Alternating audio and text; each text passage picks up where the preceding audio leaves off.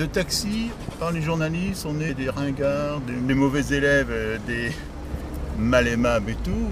Mais en fin de compte, c'est pas ça, quoi. Voilà. Nous, ça fait déjà plus de presque 5 ans qu'on est déjà au niveau du GPS, on est, comment dirais-je, géolocalisé. On va aller plus loin, c'est-à-dire le client pourra savoir où est son taxi, quand est-ce qu'il arrive, s'il pourra changer sa réservation, etc. Les VTC ont cru qu'ils allaient tout exploser parce que les taxis étaient ringards.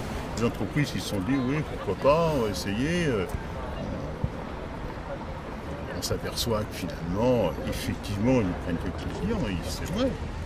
Mais ça nous permet d'essayer d'être plus compétitifs, plus réactifs. Ça, c'est vrai. On sauvera notre métier que si on est meilleur qu'eux. Vous avez bien vu à Paris, les VTC ont manifesté. Ils ont cru que faire du taxi ou faire du VTC, ça se faisait comme ça. Mais non, c'est pas comme ça, il faut faire des heures. Et puis il y a des moments où il n'y a pas de clients, il y a des moments où ça travaille bien. Il y a des taxis qui font 70 heures par semaine. Est-ce que le VTC est capable de faire 70 heures par semaine ? Il y a des années de métier derrière.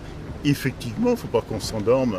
C'est ce qu'on fait justement, on crée des applis, on essaie d'apporter plus de services, c'est tout, puis d'être là.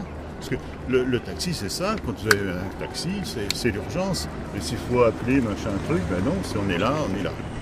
On est bien intégré dans les assistances assurances, on est intégré dans pas mal d'entreprises, dans les hôtels. Enfin bon, on a passé 2 années difficiles, 2013-2014. Économiquement, en France, c'était difficile. On sent que cette année, ça a été beaucoup mieux. Ça reste en dents de scie, mais le taxi, c'est en dents de scie. Donc moi, je ne suis pas pessimiste.